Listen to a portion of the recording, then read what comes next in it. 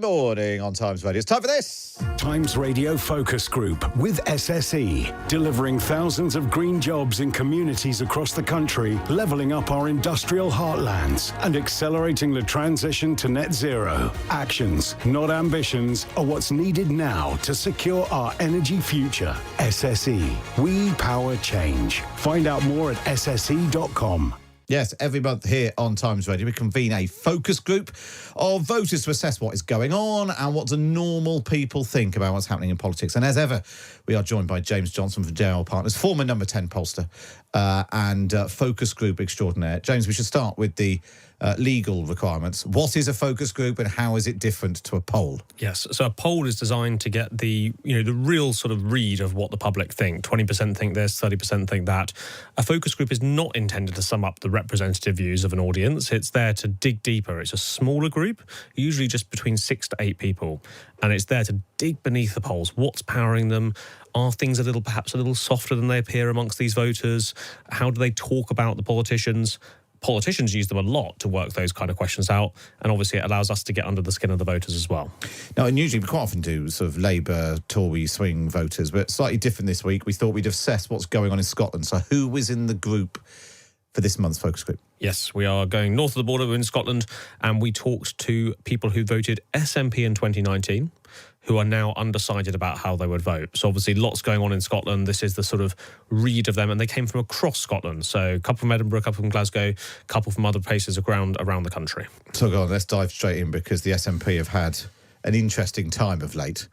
So let's start with asking these SNP undecided voters, how is the Scottish Government doing? I think we're still in a bit of a transition period. I think it's pretty unstable at the moment. Yeah, I think the perception is definitely worse than the reality. I think the Scottish Government does okay when benchmarked against other governments, particularly the devolved nations in the United Kingdom. Services are still the same as they were 6 months ago, whether that's good or bad. I would say they're ticking over, doing the basics, doing what they need to do. I think they're doing okay. I think myself that they're doing okay. People are feeling disheartened, and whether rightly or wrongly, there's a lot of mudslinging. I feel they're a wee bit unstable, maybe just doing okay, because at one time I felt right up there with them, and now I just don't know how I feel about them anymore. I think considering they're fighting against the forces of Sauron and Saruman, I think they're doing pretty well. There is always a bias within the media up here. That's a fact. So, considering what's been thrown at them, they do still seem to be just ploughing ahead. You can't help but watch the media and watch the news and think, oh, maybe the support I've had for this has been, misplaced. And then I just think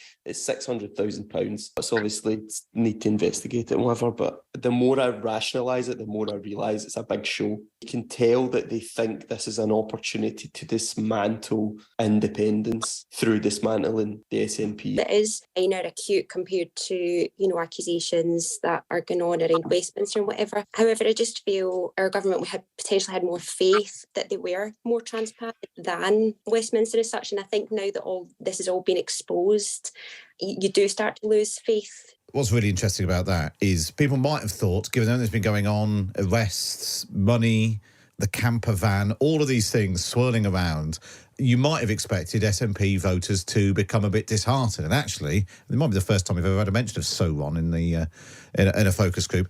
It's the media's fault. It's somebody else's fault. It's all a conspiracy. £600,000, a lot of money, but not enough for me to question my support. And they say they're undecided. So they're waverers, but they're trying to still keep the faith. Yeah, I think that's right. They've seen their confidence tested perhaps a little bit, and you could see that some people there were saying unstable. I think they all thought that relative to what had come before, this was worse. But as you say, they are still trying to keep that connection to the SNP. And they view the financial situation in the Scottish National Party and the investigation that's underway, they sort of see that as a bit separate to their view of the SNP. That sort of seems to be something else that's happening separate. And under the new leadership, they're sort of judging the SNP slightly differently. It's worth saying, we always ask that question to the UK, to the England audience. How do you think the government's doing at the moment? On the Scottish government, there's absolutely no doubt these SNP waverers are quite a lot more positive about the Scottish government than the Tory waverers are about the UK government.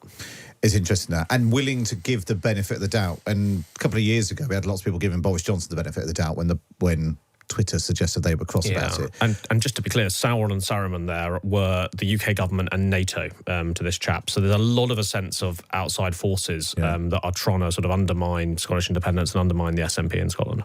Okay, well, let's find out what they think about the new guy then. Humza Yousaf has had whatever the opposite of a honeymoon is since he became SNP leader. So let's see what happened when you asked the group to summarise their feelings about Humza Yousaf. Transparent. He's always stood and answered questions, whether they're uncomfortable or not. He's new, he's fresh, he's focused, he's given us a clear plan. Young, honest, ambitious, clear-minded. I think he'll stand up for us. I think he's not frightened. He's faced everything head on. Young, focused, confident. Passive and composed. Passive because felt like this situation could have been dealt with better. Unremarkable, but not as bad as people make out. I really want him to do well. I think we've been spoiled by Nicola Sturgeon, who is a remarkable person. Any sort of leadership role he's had, he's not exactly excelled at it. When thinking about voting for the SNP, for me, it was more about Nicola Sturgeon rather than the full party. Well, he might attract the voters that Nicola Sturgeon seemed to turn off. You know, you go into the pub and people either love Nicola Sturgeon or hate him. I don't think he has the same response or impact. James, quite a mixed bag there.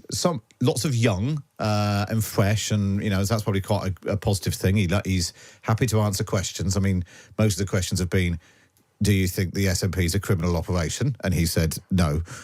But then it's really interesting. Some saying, well, he's not as good as Nicola Sturgeon, he might struggle. And others saying, well, actually, he might attract some people who were turned off by Nicola Sturgeon. And let's not forget, Nicola Sturgeon was getting 50% in the polls. Yeah, now, this is one of those really interesting features where focus groups reveal something going on in the psychology of how people talk about things. So they started actually pretty positive, and they said, focused, all the words you heard there that were quite positive. The longer the conversation went on, they actually started to go, well, that's my hope. I hope the reality lives up to that. And there were real doubts underneath the surface. So they want to sort of keep that faith with the SNP. They want to support him. But there are those lingering doubts. And actually that sort of veneer of hope that we first saw did crumble away quite quickly once they thought about it a bit more, which is not the best omen. It was interesting the group couldn't really see Humza Yousaf without seeing him through the prism of Nicola Sturgeon. It was partly because she was there for so long. So let's find out what this group of SNP swing voters had to say when you asked them to sum up Nicola Sturgeon in a word. Likeable. Colossal. Strong. Formidable. Capable. Strong. Formidable. Passionate. Very passionate. Formidable. Colossal. I don't think we've ever had a colossal on the... Well, this is a focus group of firsts. It is just Titan status. Yeah. And I think that is fair to say that's how they viewed her. One lady said that when she heard that Nicola Sturgeon resigned, she cried. This is a group that has a real affinity with Sturgeon, and actually this is a group where her brand has not been damaged by the recent situation. And they obviously still feel a lot of like for her and are comparing what's coming next and what's there now in a slightly more negative light compared to how they viewed her. You asked them also to sum up Alex Salmond, obviously Nicola Sturgeon's predecessor, in one word. Experienced. Very experienced. Yesterday's man. Sleazy. Creepy. Cunning. Articulate. Pioneer. Quite a mixed bag. And a gender split. And a gender split. Interesting. Yeah. And the other thing that is noticeable is a few of them are using the same words. I suppose can that happen a bit in focus groups? People start... either because they're unimaginative or they're easily led, they end up repeating what other people are saying. Yeah, so what we often get them to do is to write down their view first. Yeah. And obviously a lot of the groups that we do on Times Radio, we do over Zoom, so you can't necessarily look over their shoulders and make sure they're reading it out. But that does help control it a little bit. But yeah, there were similar words. And I think, Alex Salmond clearly has that pioneer status, as somebody said, but there are also concerns about, his brand has been harmed by events that have happened since he stopped becoming leader. Yeah.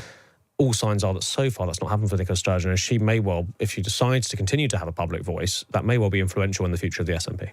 And it's interesting because they're clearly very enthusiastic still about the SNP and Nicola Sturgeon. But these are people we identified through the market research group as being undecided. It wasn't what we said, let's go out and find some die-hard SNP. I will vote SNP, independents, come what may. They're sort of waverers. But I mean, if these are the waverers, the hardcore must be still completely convinced that the SNP is the bee's knees. Yeah, I think that's a fair assumption. I mean, look, in some of the polling certainly shows in Scotland that Humza Yousaf has not had a great start. They tend to view him as weak rather than strong, voters as a whole in Scotland. But often that is fueled by Labour Conservative voters who actually used to have quite a positive view of Sturgeon despite everything, or despite her views on independence. And the SNP voters are staying broadly loyal. But there's no doubt that, this waverer group is going to be very important in the future. You've used the I word, independence. So let's find out what this group... Remember, SNP voters, they voted as SNP in 2019, told the market researchers they were now undecided. You asked them about the prospect of another independence referendum and when they thought it should be held. I think they should leave it for a wee while.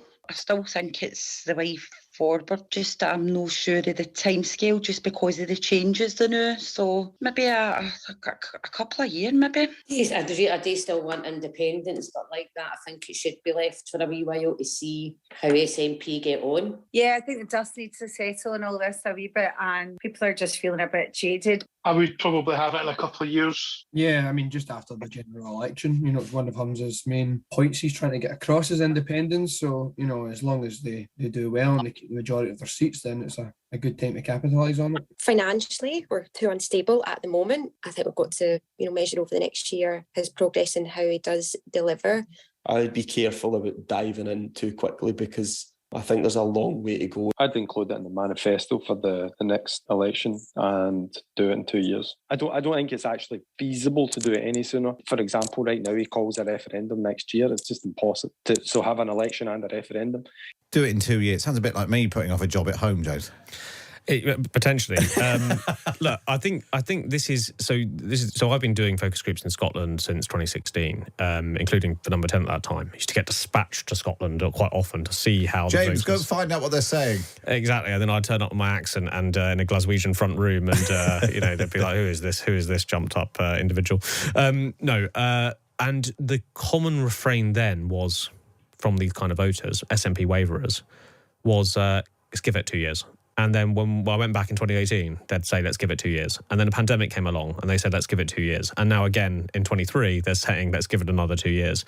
So this is something that we perhaps shouldn't necessarily hold them to. Yeah. And I think this encapsulates, it's the nuance of this audience.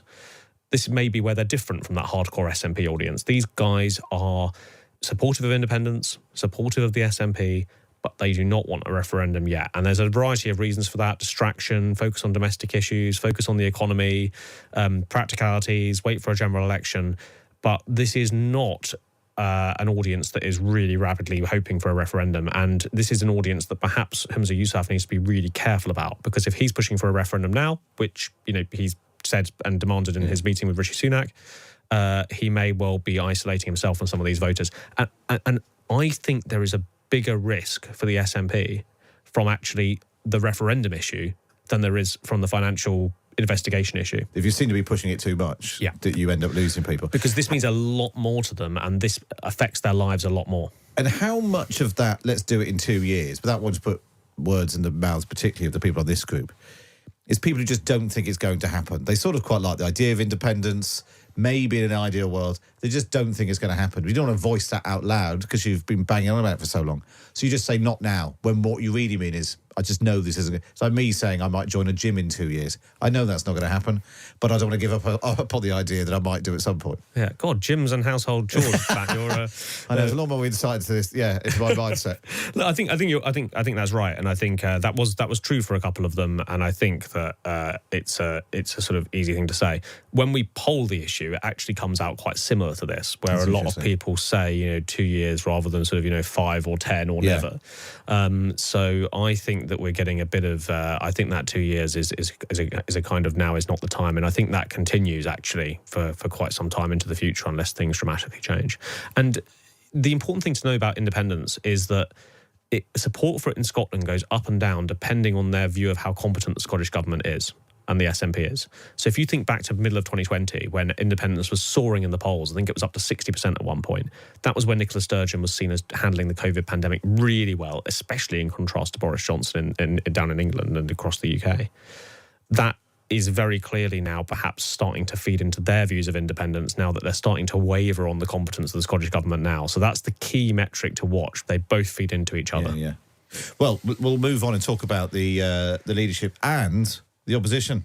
Douglas Ross, Rishi Sunak, Keir Starmer, Anna Sarwar. We'll get the focus group's views on the party leaders. We'll do that next here on Times Radio. Jane Garvey and Fee Glover